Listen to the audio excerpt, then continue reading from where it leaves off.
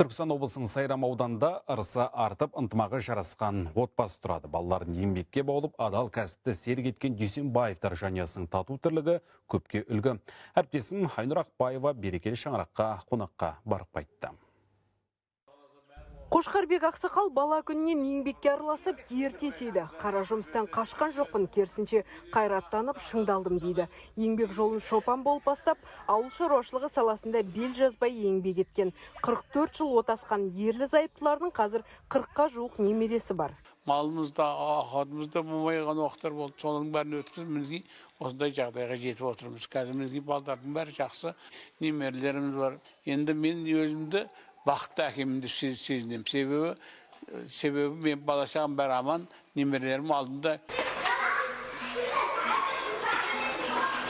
Келіндік, баулыдық, жайлап өзіміздің қызындай болып, онша-мұнша жерін өзім алып жүрдім, олардың тірлігін істемеген жерлеріне көмектесем.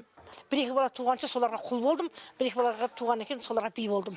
Үлгілі жанұяда өскен ұл мен қыз ата-анадан алған өнегелі тәрбиені өміріне жаратты. Ұяда не көрсе ұшқанда сон ілді. Мен де әкем сияқты көп балалы, көп отбасылы болсам деп армандайтын. Құдайға шүкір қазіргі таңда 7 бала шағаның әке-шешеміздің бойындағы қасиеттерін бәрін алсын деп, сенбі жексенбі күні бала шағамды міндетті түрде ауылға жіберемін. Ауылға келіп, інілерінің балдарын бәрі жиналады. Ауылда жүрсе, қазақтанып өседі да, қазақи тәрбие. Ел ағасы ұрпағына еңбектің наны тәтті болатынын үнемі айтып отырады. Ата кәсіпті дамыту, адал ұрпақ тәрбиелеу, әулеттің асыл мұраты дейді қария. Айнұр Әбілқасымқызы, Еркін Оразбаев, Қазақстан ұлттық арнасы, Түркістан облысынан.